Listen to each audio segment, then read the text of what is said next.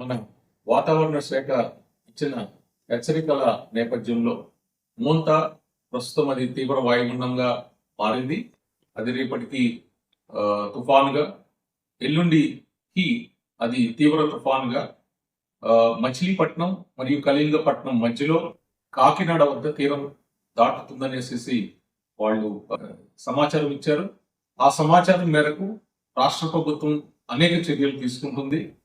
So ఆ చర్యల్లో భాగంగా ఈ తుఫాన్ టైంలో ఎవరైతే ప్రజలు ముంపు ప్రాంతాల్లో ఉన్న ప్రజలు ఎవరికైతే సహాయ సహకారాలు కావాలో వాళ్ళందరి కోసం 6 ఎన్డీఆర్ఎఫ్ టీంలు డిప్లాయ్ చేయడం జరిగింది.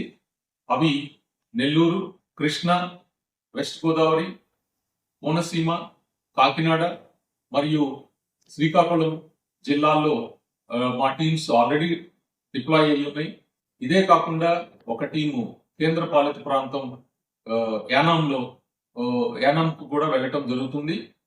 ఇంతే కాకుండా కొన్ని టీంలు విజయవాడలో, కొన్ని టీంలు వైజాగ్ లో కూడా మేము రిజర్వ్ లో ఉంచాము. ఇన్ కేసు ఏదన్నా అవసరమైనప్పుడు అవి ఇమ్మీడియట్ గా మూవ్ అవుతాయి ఎక్కడైతే అవసరం అవుతాయి.